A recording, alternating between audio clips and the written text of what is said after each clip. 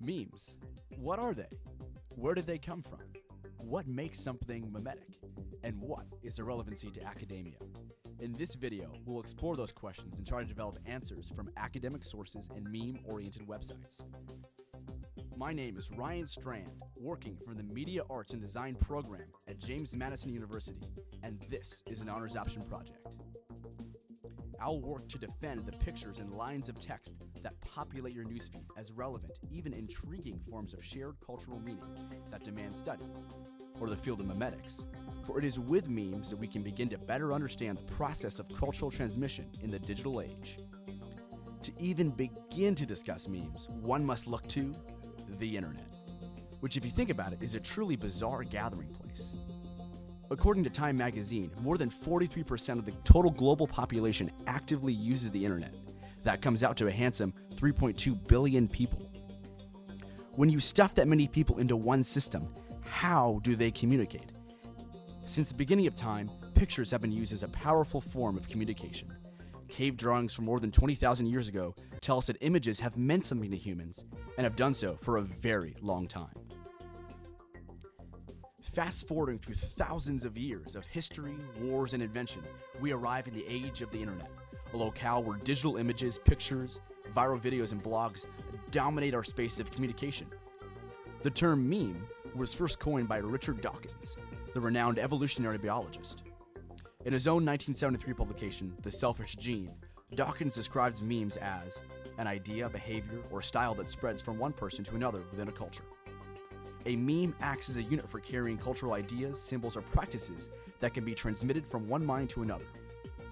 For Dawkins, memes are a part of the flow and flux of culture.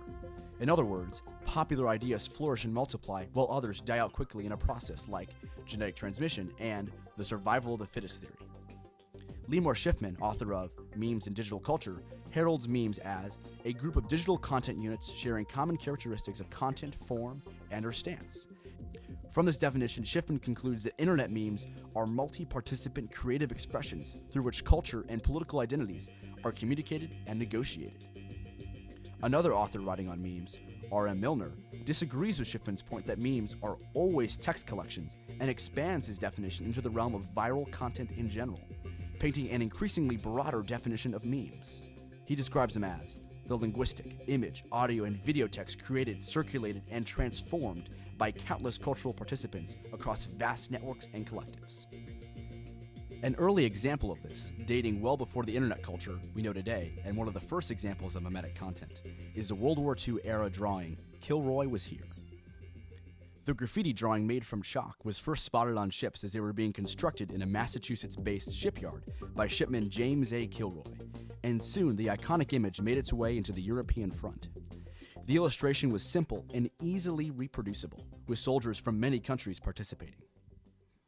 But what really makes something memetic then? Are there attributes we can correlate to identify a meme from something that isn't one? Schiffman offers up some intriguing elements that are generally found within a meme piece. This can include elements such as ordinary people, flawed masculinity, humor, simplicity, repetitiveness, and whimsical content. With a definition in hand, we can now examine some memes. First to the world-famous and beloved Bad Luck Brian meme. This meme is a part of the basic photo and text segment of memetic culture. The high school photo features a teenage boy with braces, smiling broadly and wearing a plaid sweater. This meme is often used to describe a variety of embarrassing and tragic occurrences. The Bad Luck Brian meme originated from a post on Reddit in 2012 and was originally captioned, "Takes driving test, gets first DUI."